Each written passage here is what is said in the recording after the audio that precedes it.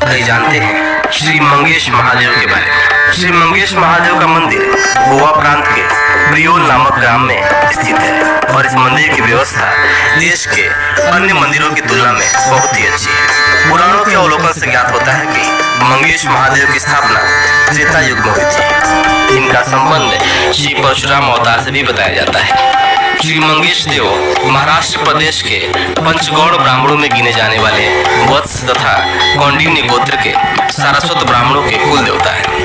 भगवान परशुराम ने महायज्ञ के प्रयोजन से सह्याद्रि पर्वत की तलहटी तक लहरा रहे पश्चिम सागर को पीछे हटाकर यज्ञ भूमि को पवित्र किया। उसी यज्ञ भूमि में गोमांतक क्षेत्र पड़ता है, जिसे वर्तमान काल में गोवा प्रांत के नाम से पुकारा जाता है। भगवान परशुराम महायज्ञ को पूर्ण करने के लिए उत्तर भारत के त्रिहोत्रपुर, जिसे तिरहुत क्षेत्र के नाम से जाना जाता है, और आज वह क्षेत्र बिहार प्रांत के चंपारण, मोतिहारी आदि जनपद बन गया है। वहां से ब्राह्मणों के 10 पवित्र कुलों को लाए थे। उन ऋत्विज ब्राह्मणों ने शास्त्र विधि से महायज्ञ को संपन्न कराया था। यज्ञ की संपन्नता पर वह यज्ञ भूमि उन आए हुए यज्ञीय ब्राह्मणों को ही दान में दे दी गई थी। उनमें से एक ब्राह्मण लोम शर्मा वत्स गोत्रीय थे और शिव शर्मा नामक ब्राह्मण कौंडिन्य गोत्रीय थे। वे दोनों कुशावती नदी के किनारे अवस्थित गांव कुश स्थल जाकर बस गए। कुश स्थल को इस समय कुदाल के नाम से जाना जाता है।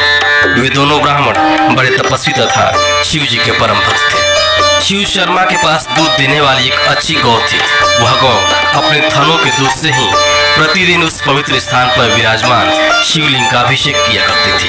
उस गाय के पास कोई बछड़ा या बछिया नहीं थी, फिर भी बिना बच्चे के वह गाय स्वयं ही पिन्हाकर नियमित रूप से उस पत्थर के शिवलिंग पर दूध की धार छोड़ती थी। गाय की उस अद्भुत लीला को देखकर ग्वाले आश्चर्य में पड़ गए। एक ग्वाले ने शिव शर्मा को उस गौ की सारी कहानी बताई। इधर शिव शर्मा को भगवान शिव ने स्वप्न में पहले ही बता दिया था कि मैं तुम्हारी भक्ति भावना से बहुत प्रसन्न हूँ और तुम्हारे समीप में ही प्रकट होऊंगा।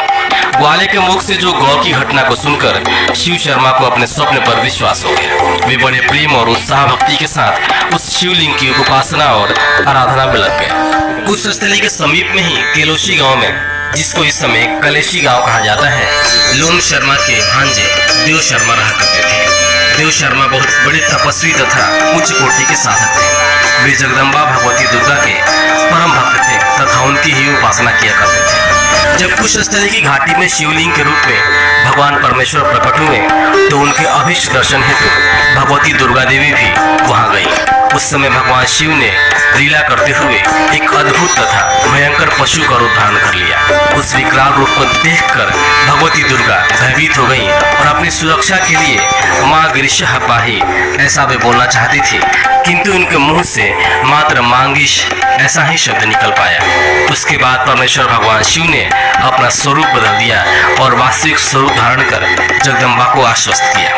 भगवान शंकर और भगवती जगदम्बा के इस लीला प्रकरण की याद बनाए रखने के लिए दुर्गा जी की प्रार्थना और अनुरोध को स्वीकार कर परम दयालु शिव जी मांगीश के नाम से लोक प्रसिद्ध हुए। कुश स्थली गांव में भगवान मांगीश शिव का मंदिर बहुत विशाल था, किंतु पुर्तगाली लोगों ने जब गोवा प्रांत में आतंक मचाया तो उस समय राजकीय संपदा को भी भारी नुकसान पहुंचाया।